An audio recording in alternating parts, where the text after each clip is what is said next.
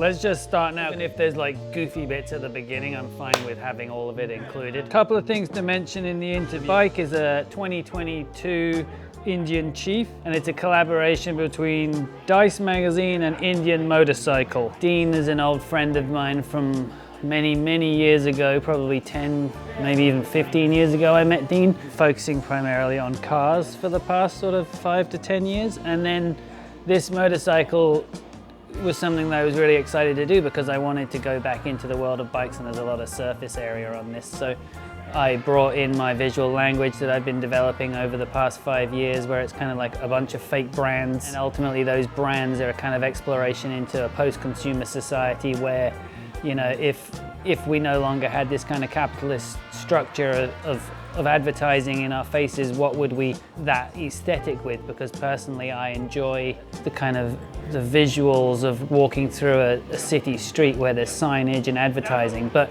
ultimately they're just force feeding us products to sell and lifestyles to buy into, and I'm not necessarily enthused by that.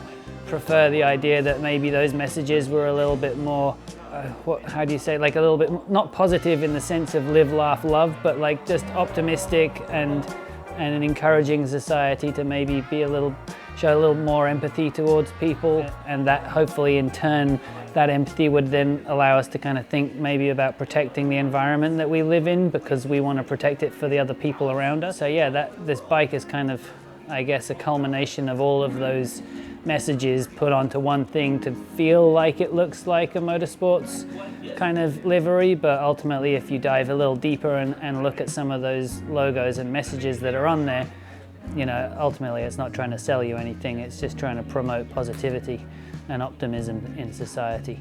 Various hurdles we had to get over, and I'm glad we got there in the end. I suppose in many respects the way I work is not typical to the majority of painters. You know, the kind of automotive and motorcycle painters, they typically have a booth and high-grade equipment. My stuff's very budget, it's kind of user-friendly, it's art studio focused. I don't have a spray booth. I'm painting and clear coating in the back lot, you know, dust flying everywhere. I'm wet sanding for hours and hours and hours to remove said dust, but I find that entire process very therapeutic, and the organic nature of my work allows me to develop and add new assets. So initially I did supply Indian with a very basic render.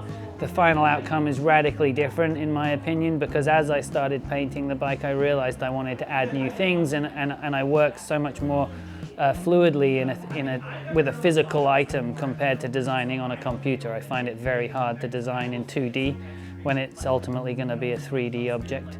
They had only positive things to say, zero input in regards to changes or notes, which is always pleasant to work with the client in that respect. You know, and I guess that the final outcome is always better when you allow the artist to do their own thing.